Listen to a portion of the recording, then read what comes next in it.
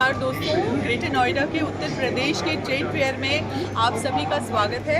और यहाँ पर मैं आयुष विभाग के एक बहुत ही अच्छे कैंप में आई हूँ, जहाँ पर नेचुरल यानी कि प्राकृतिक चिकित्सा के द्वारा लोगों को ठीक करने की प्रेरणा दी जा रही है और उनको एक अनुभव यहाँ पर दिया जा रहा है। इसी कड़ी में आज मेरे साथ हैं डॉक्टर सुशांत गौड़ जी, जो हमें बताएंगे कि किस तरीके से हम नेचुरल चिकित्सा पद्धति को अपनाकर अपनी जीवन शैली को बहुत अच्छा, बहुत स्वस्थ, बहुत खुशहाल बना सकते हैं।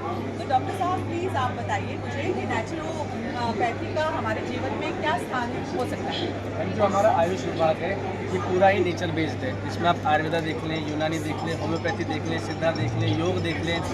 तो हम आपसे विशेष प्रकार से आयुर्वेद के बारे में बात करते हैं जी।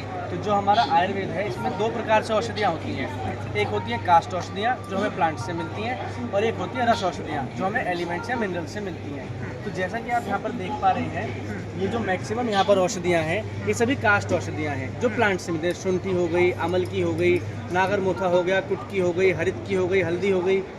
फिर हम बात करते हैं मेटल से जो हमें मेडिसिन मिलती हैं। तो जैसा आप यहाँ पर देख पा रहे हैं, नाग भस्म, विजय परपटी और त्रिवंग भस्म, स्वर्ण माक्षिक, स्वर्ण वंग, तो ये सभी हमारी मेटल से रिलेटेड भस्म होती हैं। अगर मैं आपका ध्यान यहाँ पर लाना चाहूँ तो ये सभी हमारी होम्योपैथी की मेडिसिन हैं। आयुर्वेद में अगर आप देखें तो चिकित्सा केवल मेडिसिन तक सीमित नहीं है। आयुर्वेद में अलग अलग प्रकार की थेरेपी, अलग अलग प्रकार से चिकित्साएँ करी जाती हैं।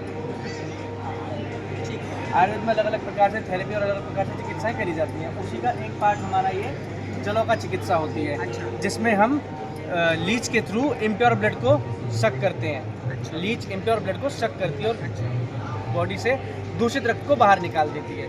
तो ये हमारी एक बहुत ही प्राचीन संस्कृति का पार्ट रही है। और आज भी आप देखें तो लीच थेरेपी ऐसे ऐसे केसेस को ठीक कर रही है जिसके लिए कोई इलाज नहीं, जैसे वीनस अल्सर्स, डायबिटिक वुंड्स, ऐसे में ये बहुत कारगर और बहुत लाभदायक सिद्ध होती है। इसको डॉक्टर साहब, हम इसको ये जो आप बता रहे हैं जल वाली पद्धति, चिकित्सा पद्धति, हाँ, तो इसको क्या घर पे किया जा सकता है? जब आप हमें बताएंगे तो क्या हम घर पे कर सकते हैं या इसके लिए आपके पास आए? नहीं, आप बिल्कुल नहीं कर सकते हैं घर पर, क्योंकि जब हम जलोका किसी को लगाते हैं तो वो जो जलोका होती है वो ब्लड सेक करती है, और ब्लड सेक करने के बाद कम से कम आप मानिए 8 घंटे तक ब्लीडिंग होती रहती है। इस प्रकार से वो अपने केमिकल्स छोड़ती है।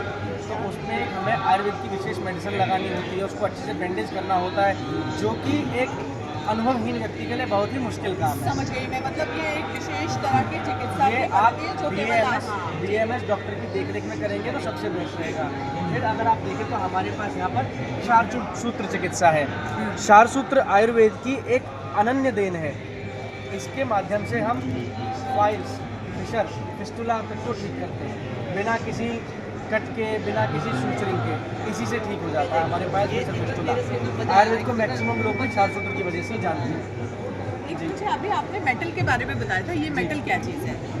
ये जो हमारे मेटल्स होते हैं इसमें मैक्सिमम हम इसे रसशास्त्र से पढ़ते हैं। हमारा एक सब्जेक्ट होता है रसशास्त्र, तो वहाँ पे इन सभी मेटल्स के बारे में बताया जाता है। जैसे चांदी, सोना, जी, हम बिल्कुल इन्हीं को इस्तेमाल करते हैं। जैसे सोने की भस्म होती है, पर इन्हें हम डायरेक्ट इस्तेमाल नहीं करते। कुछ इनके ऊपर प्रोसीजर्स होते हैं, धमन वगैरह, कुछ ऐसे ऐसे प्रोसीजर्स होते हैं आयुर्वेदिक। उसके माध्यम से फिर हम इनको प्रोसीजर्स को करने के बाद, इनको शुद्ध करने के बाद, उसके बाद हम पेशेंट्स पे इसको इस्तेमाल कर सकते हैं। ये क्या चीज़ है? जेल है, पानी है कि क्या चीज़ है? नहीं, ये नॉर्मल पाउडर जैसा आप अच्छा, देखेंगे जैसे लाल मिर्च पाउडर जैसा दिखाई दे रहा है ये, ठीक है। ये पाउडर फॉर्म में है। अगर आप ये देखेंगे तो ये कुछ क्रिस्टल फॉर्म्स में है। ये स्वर्णवंग है, ये शुद्ध स्वर्णवंग है, ठीक है। ऐसे ही हमारे पास परपटियाँ भी होती हैं, जैसे कुछ ये देखिए आप, छोटे छोटे क्रिस्टल्स हैं। ठीक है, चलिए ठीक है। डॉक्टर साहब, आपका बहुत बहुत धन्यवाद इतनी उम्दा जानकारी देने के लिए। और मैं चाहूँगी कि हमारे सभी जितने भी दर्शक हैं वो अपनी एलोपैथी को तो बिल्कुल छोड़ दें, क्योंकि एलोपैथी की दवाइयाँ आपके शरीर को बहुत नुकसान पहुँचाती हैं।